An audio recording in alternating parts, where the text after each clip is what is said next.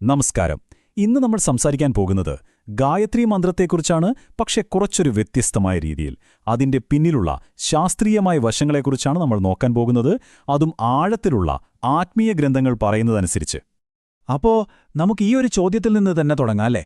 എനിക്ക് നല്ല ബുദ്ധി തരുമെന്ന് വളരെ ലളിതമായി അർത്ഥം വരുന്ന ഒരു പ്രാർത്ഥന. അതെങ്ങനെയാണ് എല്ലാ ജ്ഞാനത്തിന്റെയും മാതാവാകുന്നത്? ഇതിനെന്തിനാണ് ഇത്രയധികം പ്രാധാന്യം കൊടുക്കുന്നത്? വെറും വാക്കുകൾക്കപ്പുറം എന്തോ ഒന്നിതിലുണ്ട്. അതാണ് നമ്മളിന്ന് കണ്ടെത്താൻ പോകുന്നത്. അപ്പോ ആദ്യം തന്നെ ഗായത്രി മന്ത്രം എങ്ങനെയാണ് മറ്റു പ്രാർത്ഥനകളിൽ നിന്ന് വേറിട്ട് നിൽക്കുന്നത് എന്ന് നമുക്കൊന്ന് നോക്കാം. വെറും വാക്കുകളിലല്ല കാര്യം, ആ പ്രാർത്ഥന എന്താണ് ചോദിക്കുന്നത് എന്നതിലാണ്. നമ്മളൊന്ന് ശ്രദ്ധിച്ചാൽ മിക്ക പ്രാർത്ഥനകളും എന്തിനാണ്? പണം, ആരോഗ്യം, വിജയം, അങ്ങനെ പുറമേയുള്ള കാര്യങ്ങൾക്ക് വേണ്ടിയായിരിക്കും അല്ലേ? പക്ഷേ ഗായത്രി മന്ത്രം ചോദിക്കുന്നത് അതൊന്നുമല്ല. അത് ചോദിക്കുന്നത് സദ്ബുദ്ധിയാണ്, അതായത് ശരിയായ തിരിച്ചറിവ്. ഇതൊരു പുറമേയുള്ള മാറ്റമല്ല, മറിച്ച് നമ്മുടെ ഉള്ളിൽ സംഭവിക്കേണ്ട ഒരു വലിയ പരിവർത്തനമാണ്. അതുകൊണ്ടാണ് ഇതിന് മറ്റെല്ലാ പ്രാർത്ഥനകളെക്കാളും പ്രാധാന്യം കൊടുക്കുന്നത്. ശരി, ഇനി നമുക്ക് ഇതിന്റെ ഏറ്റവും പ്രധാനപ്പെട്ട ഭാഗത്തേക്ക് വരാം. ഇതിന്റെ പിന്നിലുള്ള ആ ഒരു ശാസ്ത്രം, അതായത് ഈ മന്ത്രത്തിന് എങ്ങനെയാണ് ഇത്രയും ശക്തി കിട്ടുന്നത്? അതാണ് ശബ്ദയുടെ ശാസ്ത്രം. ഈ ശബ്ദ എന്ന് പറയുന്നത് വെറുമൊരു വാക്കൊന്നുമല്ല, അതൊരു ശാസ്ത്രം തന്നെയാണ്. ഗായത്രി മന്ത്രത്തിലെ 24 അക്ഷരങ്ങളുണ്ടല്ലോ, അത് വെറുതെ തിരഞ്ഞെടുത്തതല്ല. ഓരോ അക്ഷരവും നമ്മുടെ ശരീരത്തിലെ 24 പ്രധാനപ്പെട്ട പോയിന്റുകളുമായി അല്ലെങ്കിൽ ഊർജ്ജ കേന്ദ്രങ്ങളുമായി കണക്റ്റഡാണ്. നമ്മളിത് കൃത്യമായി ചൊല്ലുമ്പോൾ ആ അക്ഷരങ്ങളുടെ വൈബ്രേഷൻസ് ഈ പോയിന്റുകളെ ആക്ടിവേറ്റ് ചെയ്യും. നമ്മുടെ ഉള്ളിൽ ഒരു പോസിറ്റീവ് എനർജി ഫ്ലോ ഉണ്ടാക്കും. അപ്പോൾ നമ്മൾ മന്ത്രം ചൊല്ലുമ്പോൾ യഥാർത്ഥത്തിൽ എന്താണ് സംഭവിക്കുന്നത്? അതിലൊരു 4 സ്റ്റെപ്പുണ്ട്. ഒന്നാമത്, നമ്മൾ മന്ത്രം ഉച്ചരിക്കുമ്പോൾ ഒരു പ്രത്യേകതരം വൈബ്രേഷൻ ഉണ്ടാകുന്നു. രണ്ടാമതായി, ഈ വൈബ്രേഷൻ പ്രപഞ്ചത്തിലൂടെ സൂര്യന്റെ ദിവ്യ ചൈതന്യത്തിലേക്ക് എത്തുന്നു. മൂന്നാമത്തെ സ്റ്റെപ്പിൽ അവിടെ വെച്ച് ഈ സൗണ്ട് എനർജി കൂടുതൽ സൂക്ഷ്മമായ ഒരു എനർജിയായിട്ട് മാറുന്നു. ഒടുവിൽ നാലാമതായി, ശുദ്ധീകരിച്ച ഈ ഊർജ്ജം ഒരു അനുഗ്രഹമായിട്ട്, ഒരു ഇൻസ്പിറേഷനായിട്ട് നമ്മളിലേക്ക് തന്നെ തിരിച്ചു വരുന്നു. അപ്പോൾ ഇതൊരു വിശ്വാസം എന്നതിലുപരി ഒരു എനർജി ട്രാൻസ്ഫർ പോലെയാണ് പറയുന്നത്. അപ്പോ ഇതിന്റെ റിസൾട്ട് എന്താണ്? അത് 2 തരത്തിലാണ് വരുന്നത്.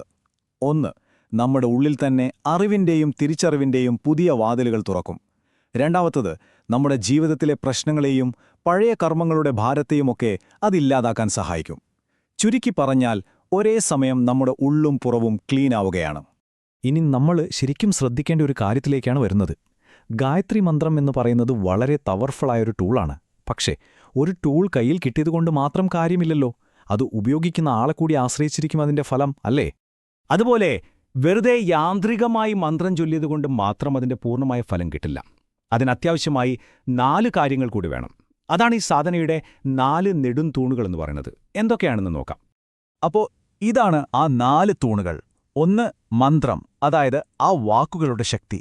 2, നമ്മുടെ മനസ്സിന്റെ കോൺസെൻട്രേഷൻ. 3, നമ്മുടെ സ്വഭാവശുദ്ധി. പിന്നെ 4ാമത്തത് അചഞ്ചലമായ വിശ്വാസം. ഈ 4ഉം ഒരുപോലെ പ്രധാനമാണ്. ഇതൊരു മേശയുടെ 4 കാലുകൾ പോലെയാണെന്ന് വിചാരിച്ചാൽ മതി. ഏതെങ്കിലും ഒരു കാലിന് ബലമില്ലെങ്കിൽ ആ മേശയ്ക്ക് ഉറപ്പുണ്ടാവുമോ? ഇല്ല. അതുപോലെ തന്നെയാണിതും. ഇതിൽ ഏതെങ്കിലും ഒന്ന് കുറഞ്ഞാൽ നമ്മുടെ സാധനയുടെ ശക്തിയും കുറയും. ഇവ 4ഉം ഒരുമിച്ച് നിന്നാലേ ആത്മീയമായ അടിത്തറ ഉറപ്പുള്ളതാവൂ. ഇനി നമുക്കിതിലെ ഏറ്റവും പ്രാക്ടിക്കലായ പക്ഷേ ഏറ്റവും ബുദ്ധിമുട്ടുള്ളൊരു ഭാഗത്തേക്ക് വരാം. അതാണ് നമ്മുടെ സ്വഭാവശുദ്ധി. ശരിക്കുമുള്ള ആത്മീയത എന്ന് പറയുന്നത് ഇതാണ്. ഇവിടെ മന്ത്രജപത്തെ ഒരു സ്ക്രബിംഗ് ബ്രഷായിട്ടാണ് ഉപമിക്കുന്നത്. വളരെ നല്ലൊരു ഉപമയാണതല്ലേ? കാരണം ഈ ജപം നമ്മുടെ മനസ്സിനെയും ഹൃദയത്തെയും ക്ലീൻ ചെയ്യാനുള്ളൊരു ടൂളാണ്. അതൊരു കണ്ണാടി പോലെ നമ്മുടെ ഉള്ളിലെ കുറവുകളും അഴുക്കുമൊക്കെ നമുക്ക് കാണിച്ചു തരും. എന്നിട്ട് അതിനെ തുടച്ചു നീക്കാൻ സഹായിക്കും. അല്ലാതെ കുറവുകൾ ഒളിപ്പിച്ചു വെക്കാനല്ല. സ്വഭാവശുദ്ധിയെക്കുറിച്ച് പറയുമ്പോൾ ഏറ്റവും പ്രധാനപ്പെട്ട ഒന്നാണ് നമ്മുടെ നാവ്. ഈ പറയുന്ന കാര്യം എത്ര ശരിയാണ് നോക്കൂ. വാളുകൊണ്ടുണ്ടാകുന്ന മുറിവ് ചിലപ്പോൾ ഉണങ്ങിയേക്കാം, പക്ഷേ നാവുകൊണ്ടുണ്ടാകുന്ന മുറിവ് ഒരിക്കലും ഉണങ്ങില്ല. നമ്മുടെ വാക്കുകൾക്ക് അത്രയും ശക്തിയുണ്ട്. അതുകൊണ്ടുതന്നെ സംസാരത്തിലെ നിയന്ത്രണം വളരെ അത്യാവശ്യമാണ്. അപ്പോൾ ഈ നാവിനെ നിയന്ത്രിക്കുന്നതിന് 2 വശങ്ങളുണ്ട്. ഒന്ന്, നമ്മൾ എന്ത് കഴിക്കുന്നു എന്നത്, അതായത് രുചി.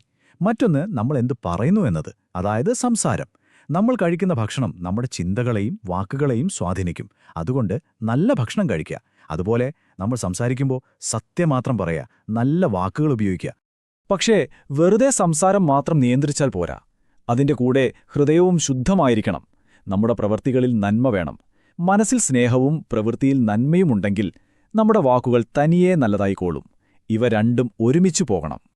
ശരി, നമുക്കിനി അവസാന ഭാഗത്തേക്ക് കടക്കാം. ഇത്രയൊക്കെ ചെയ്യുമ്പോൾ നമുക്ക് കിട്ടുന്ന ആത്യന്തിക ഫലം എന്താണ്? എന്താണ് ഈ പറയുന്ന ദൈവാനുഗ്രഹം? അതിന്റെ യഥാർത്ഥ അർത്ഥമെന്താണ്? ഒന്ന് ആലോചിച്ചു നോക്കൂ. ദൈവാനുഗ്രഹം എന്ന് കേൾക്കുമ്പോൾ നമ്മുടെയൊക്കെ മനസ്സിൽ എന്താ ആദ്യം വരുന്നത്? ഒരുപാട് പണം, വലിയ അത്ഭുതങ്ങൾ, ഭൗതികമായ നേട്ടങ്ങൾ, ഇതൊക്കെയാണോ? പക്ഷെ ശരിക്കും അതാണോ ദൈവാനുഗ്രഹം? അവിടെയാണ് നമുക്ക് പലപ്പോഴും തെറ്റുപറ്റുന്നത്.